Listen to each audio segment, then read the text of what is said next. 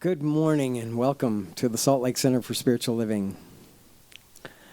I'm so glad you joined us. What an exciting week, huh?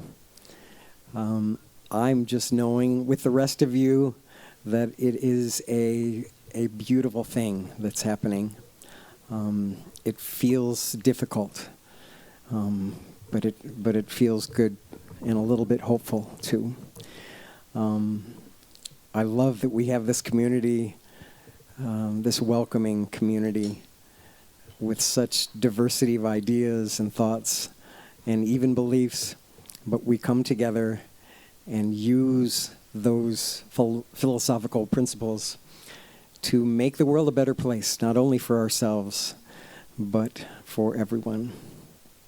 We love you. We certainly miss you. It's been tough to... It feels like we go backwards. I know that's not true, but when we have people gathered here in the room and then weeks later we have to close the doors and just do live stream, and it's difficult. But I'm so glad that we have this technology to connect us all. We have a wonderful service today, some great music, and a wonderful speaker, of course. And happy November. Let's sing from that positive space this great song by Richard and Karen Carpenter called Top of the World. 1, 2, 1, 2.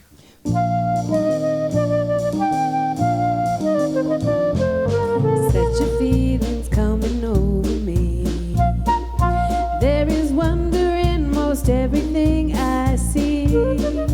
Not a cloud in the sky, got the sun in my eyes, and I won't be surprised if it's a dream. Everything I want the world to be is now coming true, especially for me. And the reason is clear, it's because love is here. It's the nearest thing to heaven that I've seen. On the top of the world, looking down on creation, and the only explanation I can find, it's a joy that I found within me and all around. This love's put me at the top of the world. Something in the wind has learned my name, and it's telling me that things are not the same. Of the breeze, there's a pleasing sense of happiness for me. There is only one wish on my mind. When this day is through, I hope that I will find that tomorrow will be just the same for you and me. Everything's so fine 'cause love is here. I'm on the top of the world, looking down on creation, and the only explanation I can find, it's a joy that I found within me and all around. This love's put me at the top of the world. I'm on the top of the world, looking down on creation, and the only explanation I can find is a joy that I found within me and all around. This love's put me at the top of the world.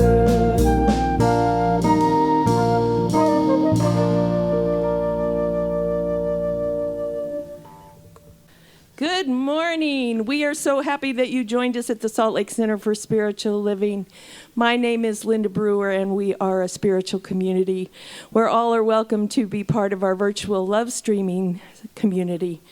Currently, we are not having anyone attend in the service who's not part of putting it on, in respect for the request from our government leaders, and from our hospitals, which are completely overwhelmed. So they've asked us to limit group size till 10, and it takes 10 of us to do this. So thank you for watching us online, and we look forward to the day you can be back in the room with us.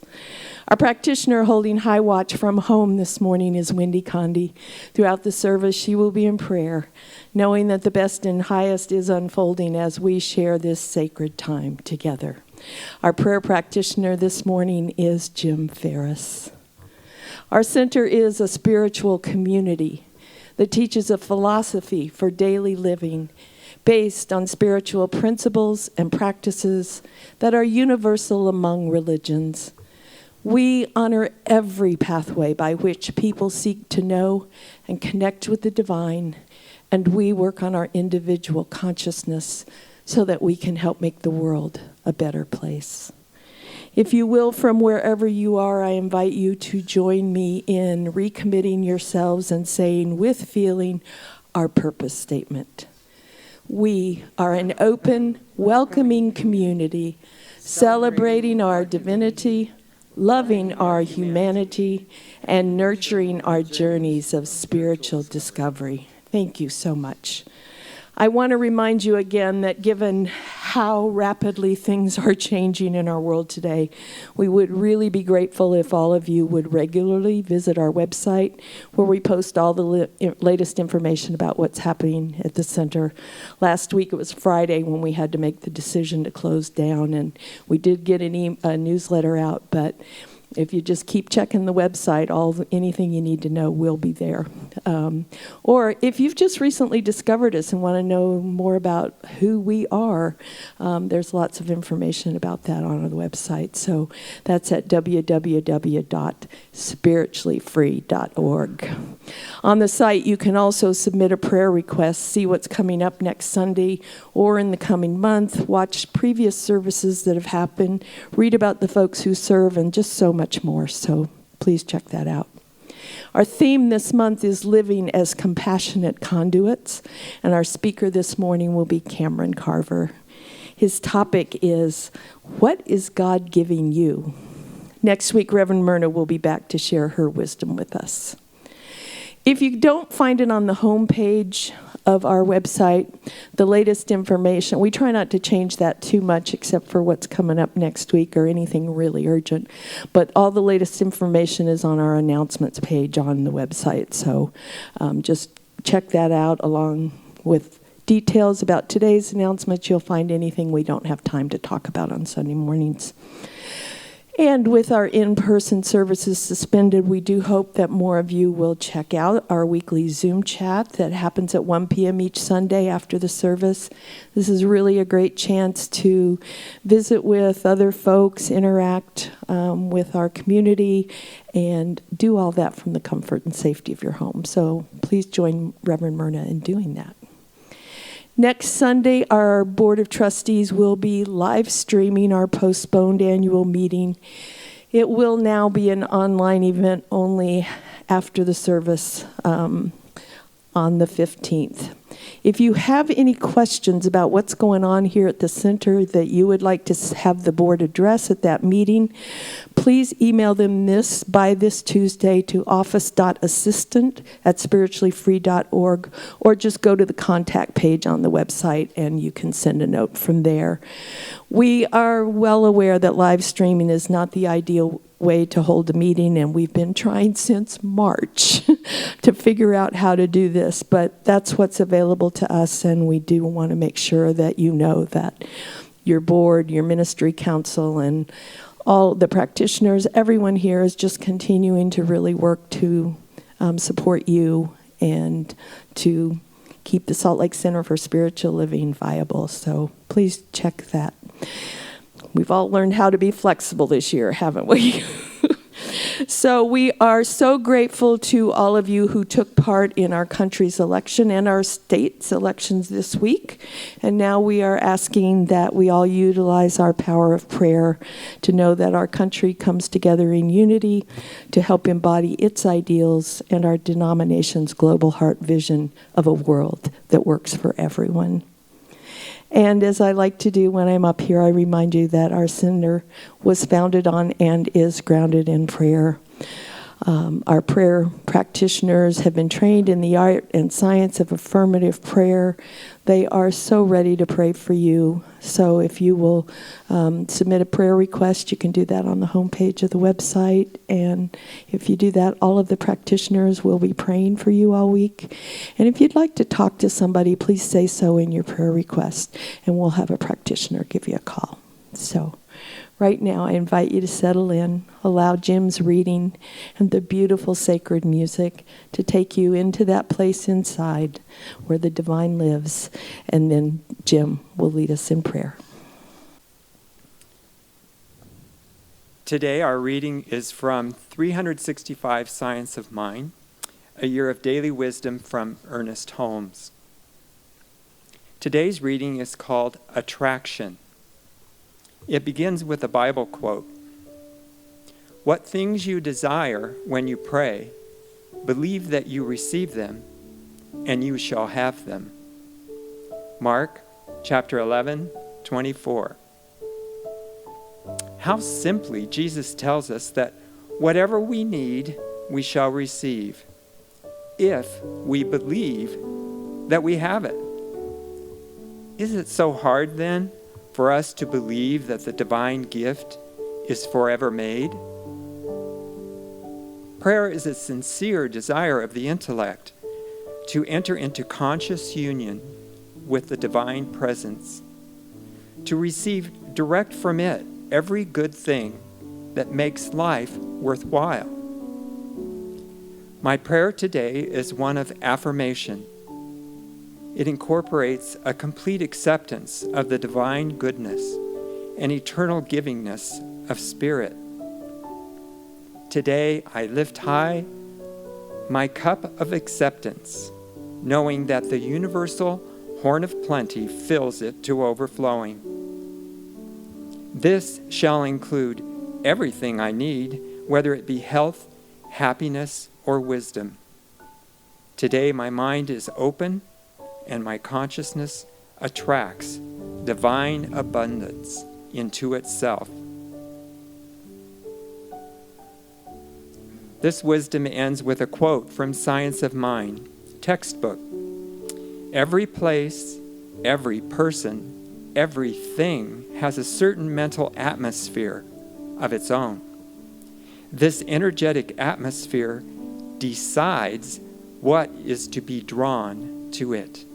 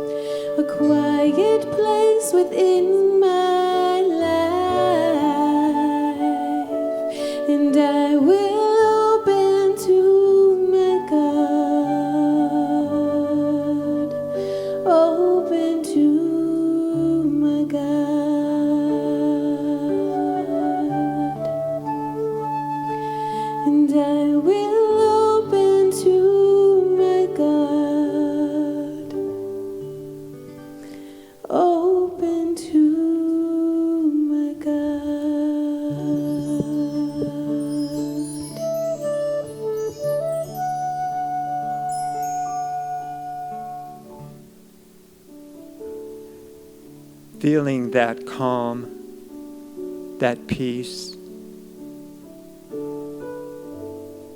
entering that sacred space within. I acknowledge the divine presence, Spirit, breathing in and out this body, this mind, this soul. Feeling its love, its kindness, always giving gifts unlimited.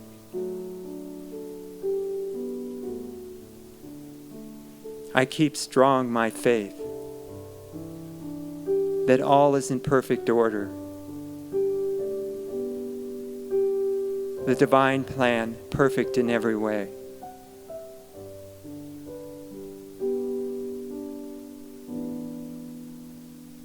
This wholeness, this unity, this collective oneness is working perfectly. I open to receive the message today. Feel the music, the harmony, and the beauty of life. With all humankind, knowing that as I shine my light, it uplifts the energy, the atmosphere of this planet, this universe. I'm so grateful for the people putting the service on today, the beautiful music, a wonderful message, and an opportunity to touch base with all of the congregation. As together we say, and so it is. Thank you, Jim. I invite you to sing along with us. I think this is a marvelous song that holds a vision of a future that's not yet here, but that's such a wonderful opportunity for us to maybe see some of the challenges in front of us, but to hold a vision for something better, a higher vision, for something that works and is joyful. When we do that, it's easy for us to feel gratitude in that hope.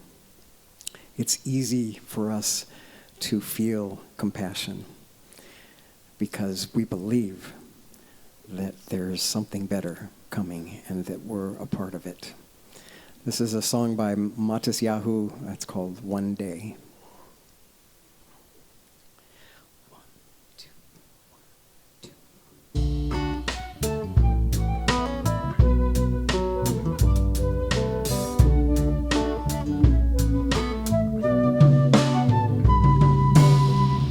Sometimes I lay under the moon and I thank God I'm breathing.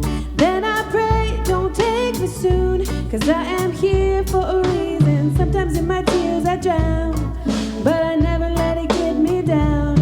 So when negativity surrounds, I know someday it'll all turn around, because all my life I've been waiting for, I've been praying for the people to say that we don't want to fight no more.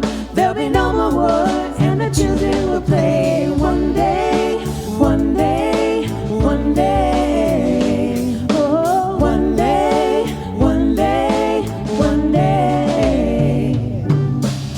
It's not about win or lose, 'cause we all lose when they feed on the souls of the innocent. Blood-drenched pavement, keep on moving though the waters stay raging. And in this maze you may lose your way, your way. It might drive you crazy, but don't let it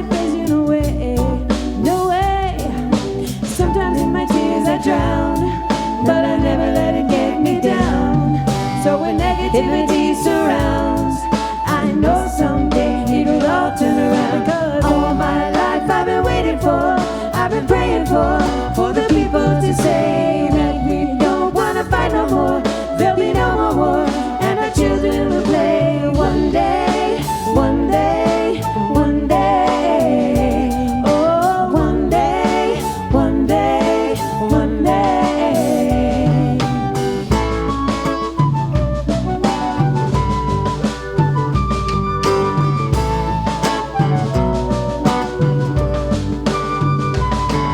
One day this all will change, treat people the same. Stop with the violence, down with the hate. One day we'll all be free and proud to be under the same sun, singing songs of freedom like we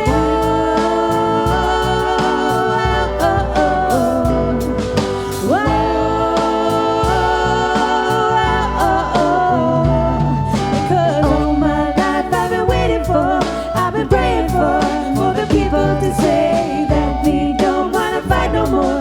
There'll be no more war, and the children will play one day, one day, one day. Oh, one day, one day, one day. One day, one day, one day. Oh, one day, one day.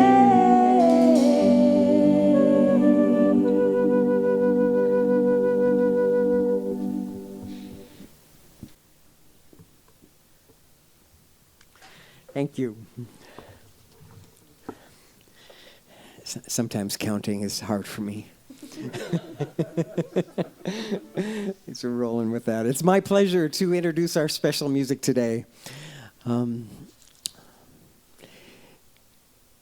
It's clear as day to me to see what the possibilities are in front of us.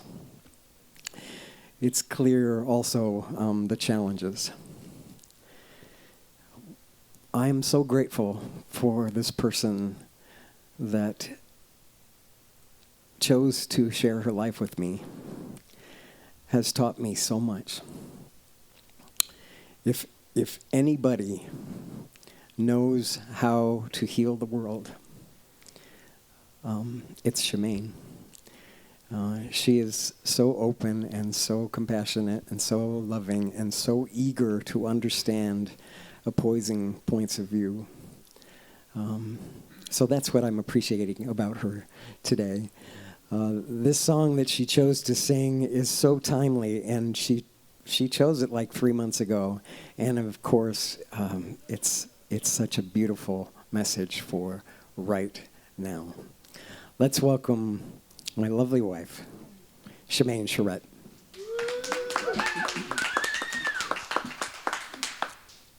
This song is called One Day also, by Kamrin and Company.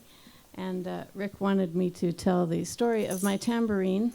I don't hang on to a lot of things, but I've had this since I was 17 years old when I joined a rock and roll band as a backup singer. And the guy wanted us backup singers to learn some percussion, value added, backup singer and percussion. And so I went to the music store. I didn't know a thing about picking out tambourines, but this one caught my eye because it doubles as a crown. and I would just wrap my braids all around it so I wouldn't have to worry about it falling off. And then I always had a tambourine wherever I went. So this is my trusty old friend.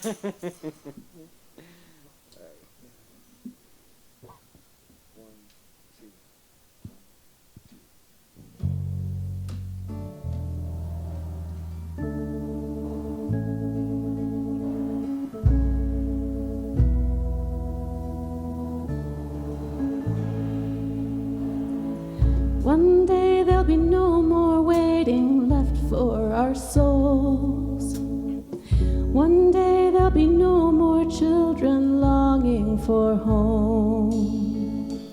One day when the kingdom comes right here where we stand, we will see the promised land. Ooh. One day when no more lives taken too soon. One day there'll be no more need for a hospital room. One day every tear that falls will be wiped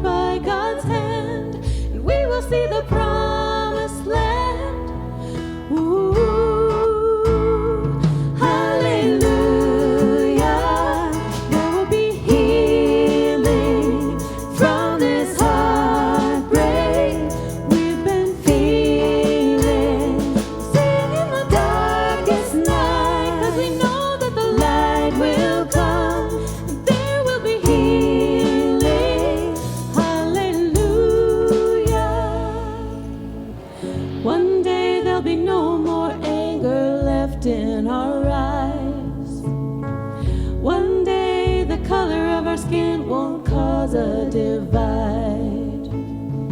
One day we'll be family standing hand in hand, and we will see the promised land. We will see the promised land. Hallelujah. There will be healing from this heartbreak we've been feeling. We'll sing in the darkest night, 'cause we know that the light will come. There will be healing. Hallelujah.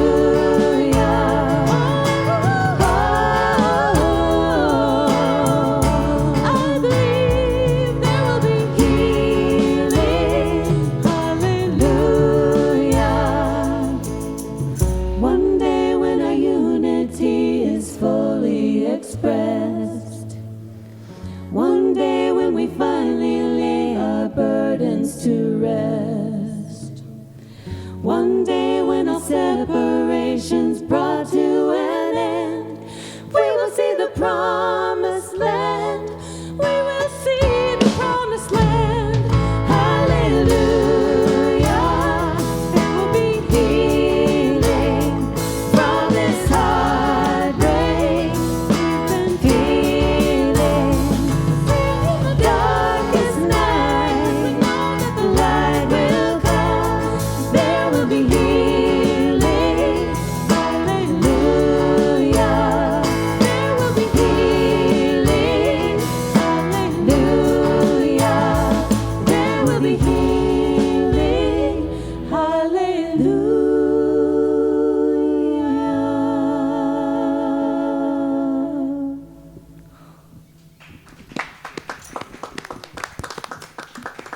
Hallelujah. Thank you, Shemaine. That was just gorgeous. All right, so right now, please join me in welcoming an amazing speaker and a loving human being, Kamrin Carver. All right. Sorry, I've got a lot of phlegm today for some reason.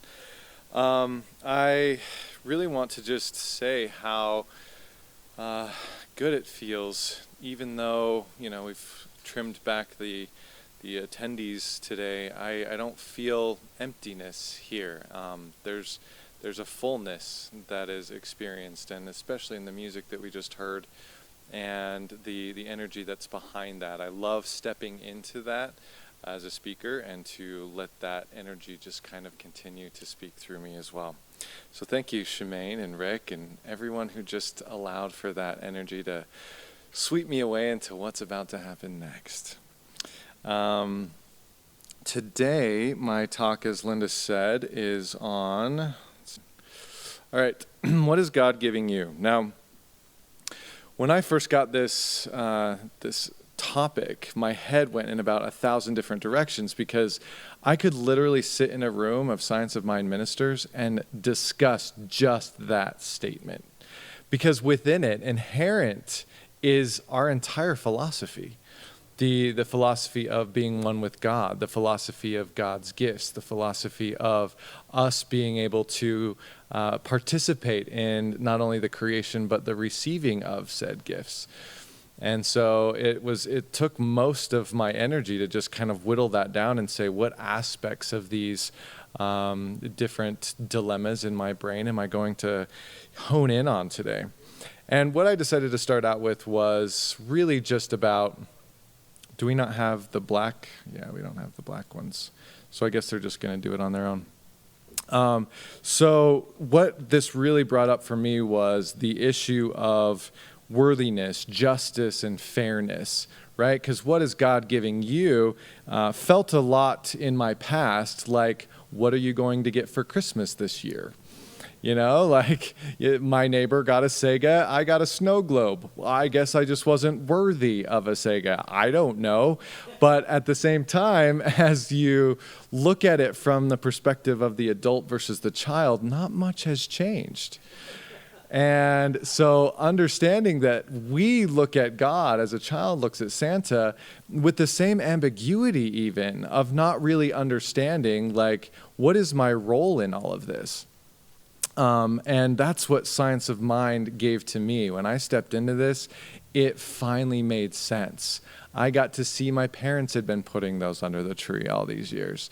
And hopefully there's no children watching this. I'm sorry. But, my faith taught me a lot about God's gifts. It taught me about the fact that there were good things out there in the world to be had. And once in a while, I would hit a lucky jackpot and really good things would come out, but I never understood how to replicate that. It always felt like this universal wild card, and I never knew what hand I was going to be dealt. But I would play the best I could with what I had and just hope for the best in the future. My aim today is to take that locus of control and to bring it back to our hearts and our minds in a way that allows us to use the science behind this. That's what I love about our philosophy, is that it's not just a faith, it's not just a religion to practice. It's something that the better we get at it, the more the results show us that we're on the right track. But before we jump into that even, I think it's important to understand what God is, because as we're always accustomed to do as humans, we create our own gods in our own minds. There's as many gods on this planet as there is people. And you can sit in a congregation and think, oh, we all get what God is, because we're coming together, we think the same, and we keep coming back, so it hasn't pissed us off yet. And at the same time, we could turn to our neighbor and say, this is what I think God is, in the pew, and then they're like, no, this is what God is, and then around and around we go, right? So I'm just going to do it very simply in a way that we can move forward, at least with this topic, in a way that allows us to be on the same page. Because in my experience, God is dependable, predictable, and a force that can absolutely become an intimate relationship with us. And we can trust it.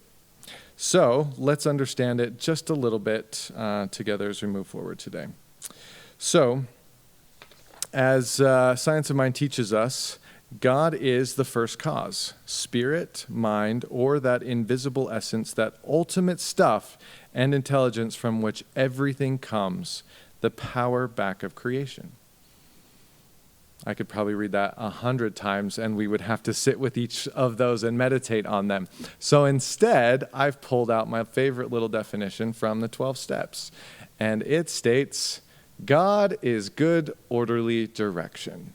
I believe that says about the same thing as Ernest's quote. And when I first understood that definition for myself, everything changed for me. I no longer looked at God as this supplicatable presence that I needed to please or give or live my life exactly like it wanted me to. All I had to do was know it was good, orderly direction, and I could either step into that or I could step out of that. And my relationship to it was completely dependent on what I chose to do. That felt amazing. And as we move into that space within ourselves that is good, orderly direction, we get to see how in alignment am I with this? Because there may be parts of us that are and parts of us that are not. But unless we really get clear on that, really understand ourselves, we're going to be at the mercy of these forces that seem rather random otherwise. So, if you don't mind, take a moment just with yourself and bring the God of your understanding into your heart. Whatever you do to get to that space, bring it in. Notice what changes when you get there. Notice the chemicals your body releases when you finally connect with whatever that looks like for you. What changed? And why does unification with that power bring such a drastic result? Those are the questions that we will be exploring today. The first question being, oh look, a black slide. How does oneness give to itself? This is a fantastic concept, and it's a little bit of a brain twister, because if, as we understand it, we are but drops of the ocean that have been removed, placed in little biodegradable containers called bodies, and then stuck back in the ocean just to mix with all the other biodegradable containers and individuals. If that's true, how does God give to itself if God is itself? Oh, right? It just kind of makes your mind hurt. But I think I've got something that we can at least talk about for a minute on this concept. The brilliant design around this arrangement is that we all believe we're separate. And what I picked up years and years ago that has stuck with me is God wants to express itself in as many different ways as possible. If we didn't believe we were separate, there couldn't be an infinite sea of experiences out there. We cannot see ourselves as one with life, because then God would stop living in his playground. God would stop living in the playground of life, and it would all merge back into the ocean. So what I love about this is that God gets to give whatever God wants to itself all day, every day. And the fun piece about that is that in all our conceptual awareness, God has given us everything already. So that's why I said at the beginning of this talk, like, how can we say, what is God giving you, when God has already given us everything? Well, God's given me everything. Well, then how come I don't have that and that and that and that? I don't know. Why don't you study the science of mind a little bit and figure that out?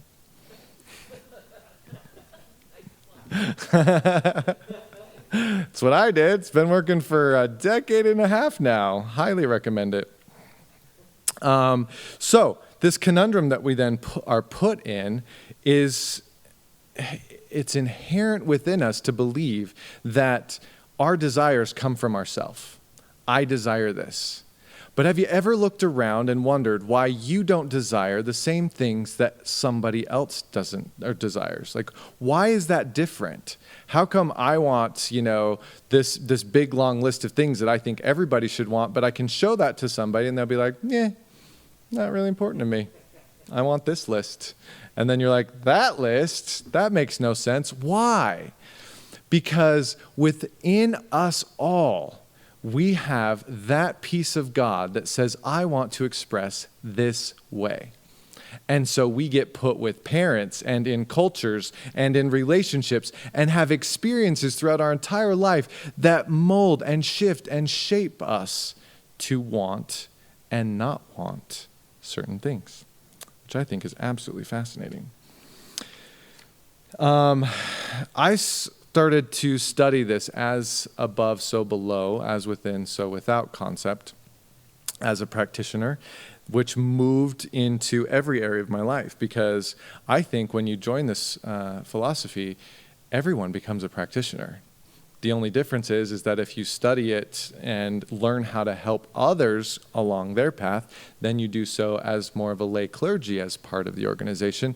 But we're all practitioners of this amazing knowledge. And what that is it states that if you're seeing it happening anywhere, it can happen with you. If it's possible, it's possible. Right? And moving into an awareness of this truth frees us from so many of the bonds that we place on ourselves that says, maybe for you, but not for me.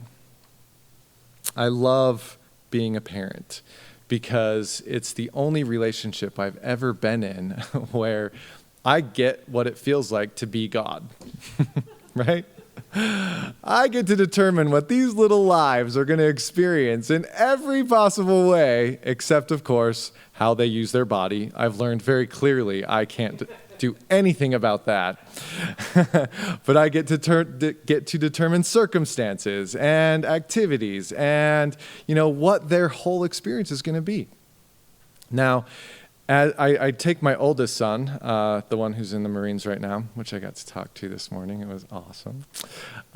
His whole life was spent primarily with his mother. And so he never really got the experience of settling down or attaching to things or, just like I did. I was very secure. Even though I moved a lot, I had my set of things. So I was very easy to control. You just took the things away that I loved, and I was right back in line. Now, I thought that would work with my son, and it never did, because he never attached to anything. Go ahead, take it. I've had worse taken, all right? And I was like, oh, what do you do about this, right? Unruly little child. And I thought that if I were to give him everything I ever wanted at his age, that then I could take it and control him. I know, I'm a sadistic man, and I'm not proud of it, but you get desperate with adolescence, and I was. So I gave him everything I wanted, a car, a basement that was all to himself with pool table and TV and music systems. I mean, I showered this kid with everything I could possibly think of. And what I came to realize was that I could give him anything. And because he didn't believe that he deserved it, and because he'd been taught for so many years that it could be taken at any minute, he stopped believing that it was possible for him. Even when it was right there, he would say, nope, not going to stay. Nope, not mine. Nope, who cares? And eventually, I, as God, was like, what am I doing? This is dumb, and started stepping back. I stopped doing those things, and I did them very slowly. Hey, I'm going to have you take over your car insurance. You might want to get a job. Hey, not going to pay for gas anymore. You may want to start figuring out how you're going to get around. And so I stopped doing those things and started to take back what I was giving so freely and abundantly. And what he never realized was it was all in his control. Even though I was doing it, I was responding to him. And so even though he had access to anything he wanted, as his father, who never got to really be with him as a child, I was trying to make up for it. And I thought money was a great way to do that. And so I was just like, hey, buddy, the world is your oyster. And he's like, maybe not. I can only accept this much of what you're offering. And even then, not that much. So I started to see, wow, I wonder if that's how God feels about me. And I started to look at all the vision boards that I'd been creating over my life. And one after another, I started to see I can create anything on this board that I want. Relationships, circumstances, vacations. I would make a new vision board every few years because I would cycle through them. But the funny thing was, there was one little area in every one of my vision boards that never budged, and it was money. And I was like, this is a problem, all right? If I can use this power in every other way but this one, what am I missing? And what I finally started to realize is that these concepts of wealth and abundance had always been so out there for me. They were always stories that I had read or people that I'd heard about, but it was so far removed that I, like my son, was like, not for me. Maybe for you, storybook character that I'm reading about right now, but not for me. Well, eventually I lived long enough to where I started to see people, see them, watch them, live with them, embrace these concepts of wealth and abundance through money. And all of a sudden, my little sister was making 10 times more than I was. And all of a sudden, my best friend, who used to be sleeping on someone else's studio apartment floor, was a multi-millionaire. And I'm like, okay, not cool. I am not going to be the one that's left behind while this train just whizzes right by me. And all of a sudden, I made it impossible for me to not believe that I deserved that. because I was not going to have this experience where everyone around me was enjoying this amazing feast while I just sit on the floor and say, please, sir, drop me some crumbs, right? Like, I was not going to have that be my life. And I stood up and I started feasting at that table.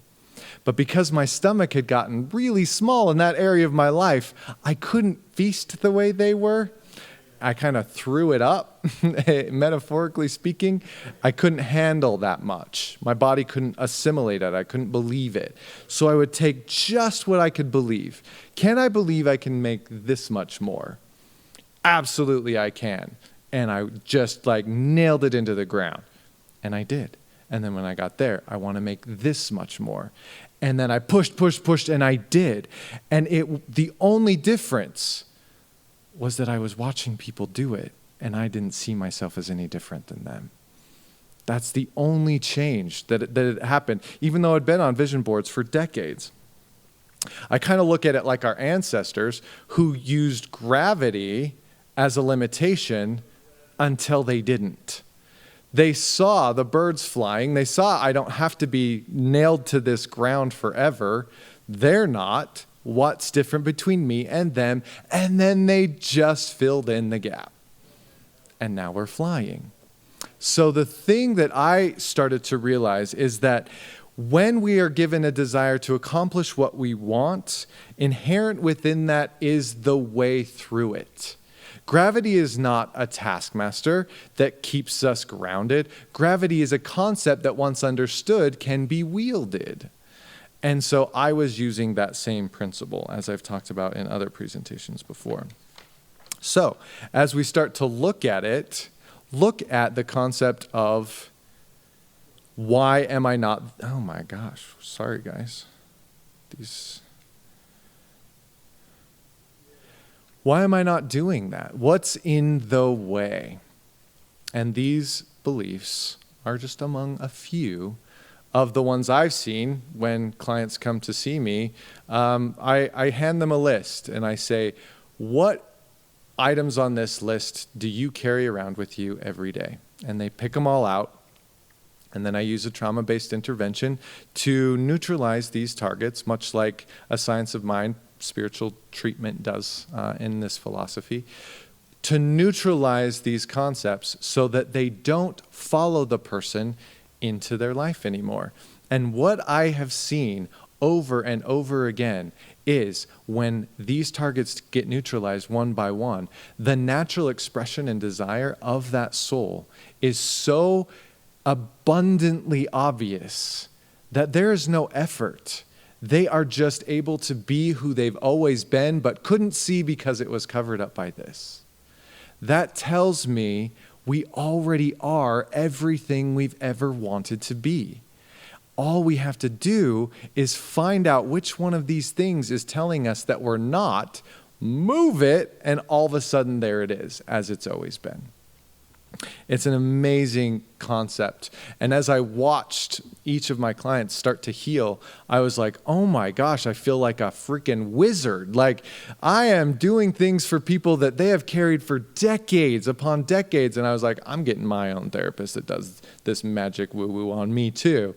And I've seen since that time, just like spiritual mind treatment does for us here, that once these beliefs are removed, I see who I always have been. And whatever path we take to get there, the principle is the same, that the only thing holding us back is our understanding and our desire to be able to push it forward and bring it into creation. Now, I have another concept that I teach all the time, and that is that we are not subject to our feelings. We're taught for most of our lives, pretty much subconsciously, that feelings are like the weather, and that we just have to accept whatever it is, and however long it's going to be there, and just hunker down until it's not. When the reality is, yeah, of course, part of that is true, but the truer aspect of this, in my experience, has been that the more we practice feeling, the more that it becomes a skill that we can wield instead of something that we are subject to. And so when I was at the treatment center, I would talk to the patients there and I would say, they would complain about something and I would be like, well, how much are you practicing the opposite? Well, I'm not. And I was just laying the groundwork for helping them to understand that the more you allow yourself to be the subject of a feeling, the more control it will have. So I would sit with people in meditation and we would feel. We would spend 2 or 3 minutes on hope, 2 or 3 minutes on joy, 2 or 3 minutes on, we'd let some depression and sadness come in and anxiety. Feel that too. What does that feel like? But what starts to happen is the more that we start to cultivate feeling, the more we realize that's what creates, not our words. Our words can say whatever we want them to say, but if our feelings don't match those words, you're not creating anything except what you're feeling. And so that piece of it allows us to take back a little bit more control so that when we ask ourselves, what is God giving me? Well, it's what am I feeling and what am I joining with God in? Because I can only join to the degree that I can feel. So there's a little meditation that I would like to take you through at this time to help us to really get behind this feeling of what would I be like? Who would I be? And what would I be doing if nothing and no one was against me? Because all those blocks that we just went through show us the chains that we have bound ourselves to. But this feeling, this image that I selected for this slide, this is what we're going for. This is what we want to get to. This is what's already in us if we just moved everything else out of the way. So if you could please close your eyes, get in a comfortable position, and ask yourselves these questions.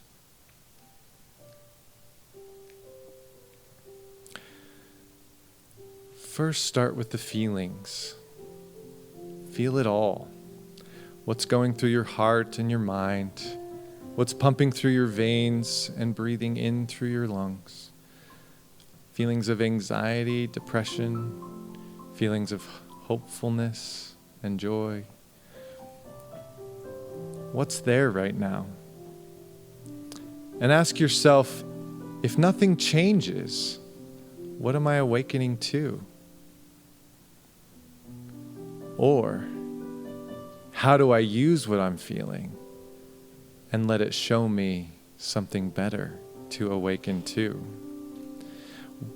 What limitations are keeping me from everything I know myself to be? What are the thoughts in my head saying to me? How can I welcome in more good than I ever thought possible? And in what ways am I blocking the flow of God's love? And finally, where in all of this creation of mine can I cultivate more gratitude?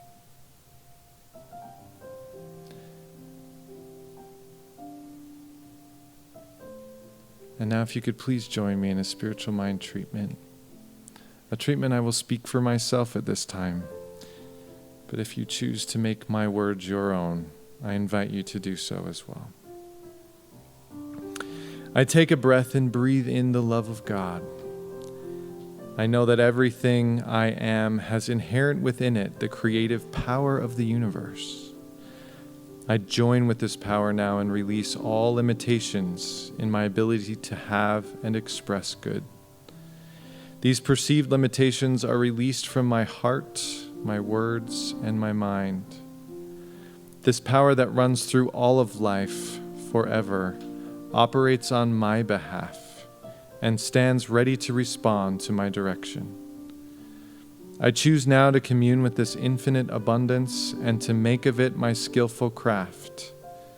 I call forth the manifestation of all the joy my soul can hold, all the success my imagination can conjure, and all the growth my life can cultivate. I forgive myself for believing I was ever separate from this power, and release the painful experiences that have come from my ignorance. I embrace my strength and know I have the wisdom and knowledge to move beyond any areas where I may find myself or feel bound to an unmovable fate. I trust in my resiliency to shine the way for me to walk this perfect path. I now align myself with the highest and best, knowing it is done as I have spoken it, releasing my word to the law of the universe to facilitate the perfect outcome. And so it is. I am so blessed. I am so blessed. I am so grateful for all that I have. I am so blessed. I am so blessed. I am so grateful. I am so blessed. I am so blessed. I am so blessed. I am so grateful for all that I give. I am so blessed.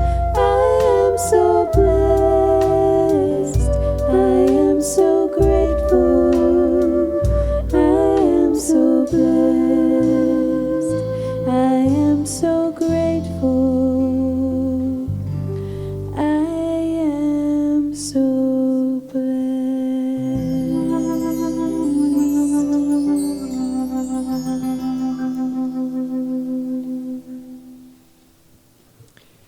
Now is our time of conscious giving, which in our center is one of our spiritual practices, something we do for our own spiritual well-being. We recognize the blessings that have come to us as part of the divine flow of good. In gratitude, we keep that flow going by sharing what we have with our spiritual center so that it might continue to bless and remind us of the truth of who we are. We understand some may be experiencing changes in your financial situation. And just know that for those of you who can continue to contribute, it will mean more now than ever. If you are here with us, an usher will be coming around with a basket, should you want to give that way, or you can use the information on the screen to text your gift. In the spirit of gratitude for your good, please bring your gift into your mind and your heart as we speak together our giving affirmation.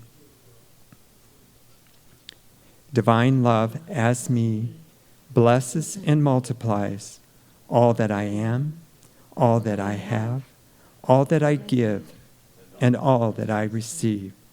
Filled with gratitude, I let this be, and so it is.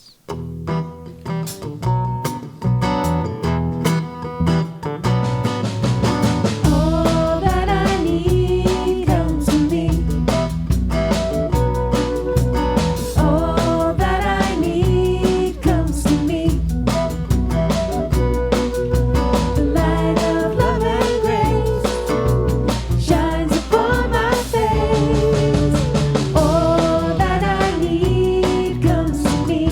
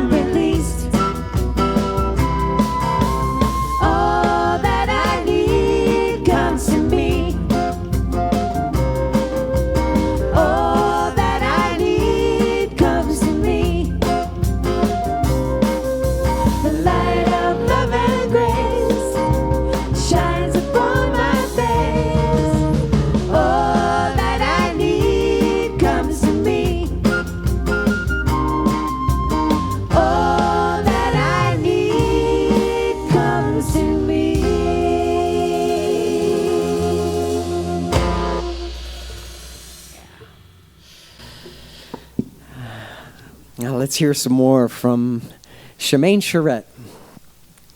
It's a song I wrote a little while ago when I couldn't contain my gratitude. It's called So Much.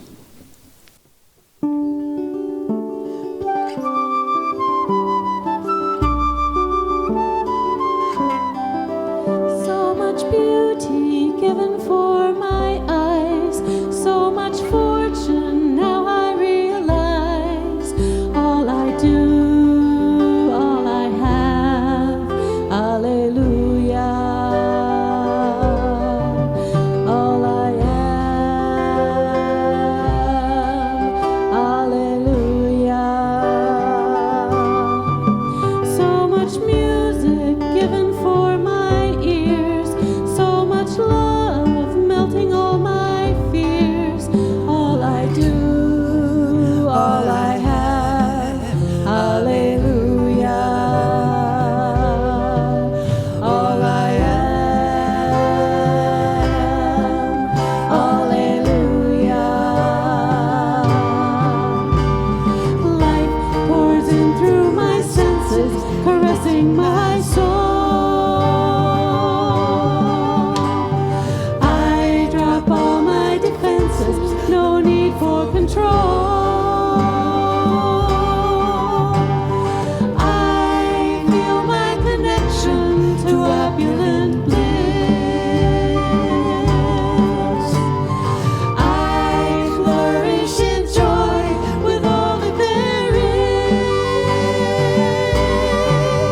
So much light in every darkened space, so much wisdom showing me the way.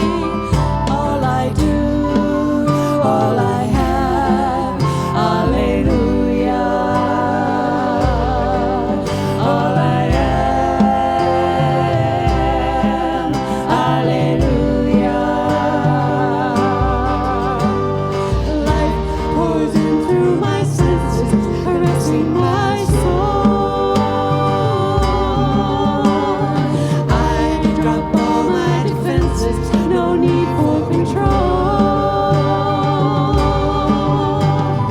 I feel my connection to opulent bliss. I flourish in joy with all that there is. So much peace in every step I take, so much joy for my heaven's sake. All I do, all I have, hallelujah. All I am, hallelujah. All I am, hallelujah. All I am, hallelujah. All I am, hallelujah.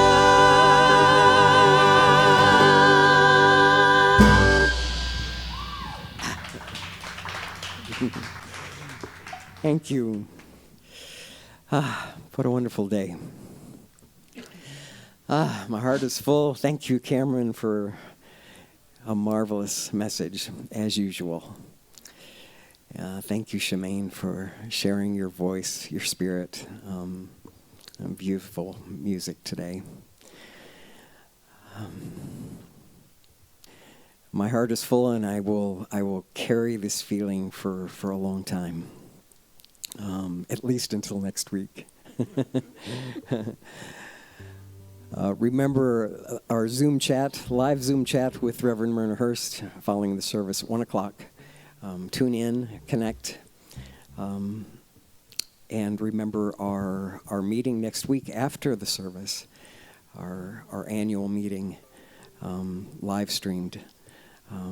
Take part in this. We will be the change for the center, the positive change, but always with your input and your spirit. Stay connected with us. be a part of the wonderful changes that are coming. I invite you to sing along our closing song. It's so apropos. Celebrate feeling this world. Pretend you're Satchmo, you're looking down from the heavens, this beautiful place that we call home, and see the good, and create and feel the connections from that viewpoint. It's wonderful. What a wonderful world. One, two.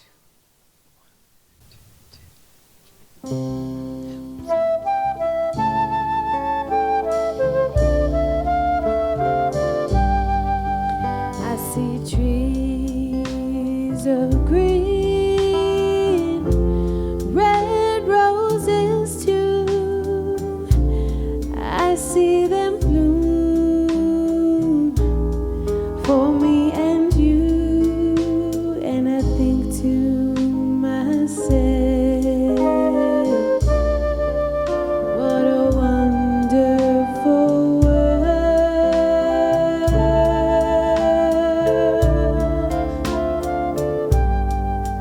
I see skies of blue and clouds of white, the bright blessed day, the dark sacred night, and I think to myself, what a wonderful world.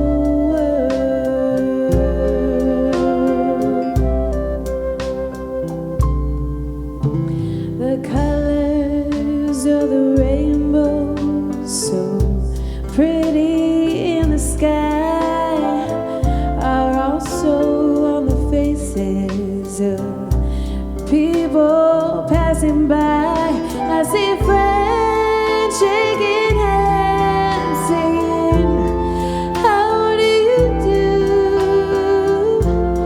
They're really saying, I love you.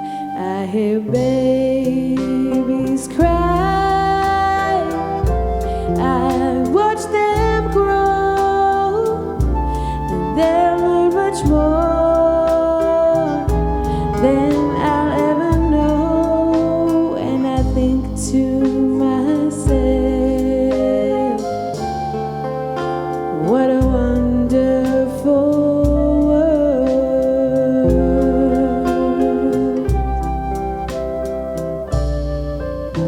The colors of the rainbow are so pretty in the sky, are also on the faces of people passing by. I see friends shaking hands, saying, how do you do? They're really saying, I love you. I hear babies cry, I watch them grow, and they'll learn much more than I'll ever know. And I think to myself, what a wonderful world.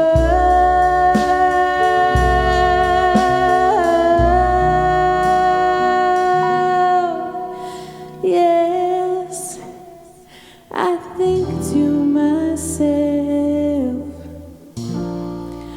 what a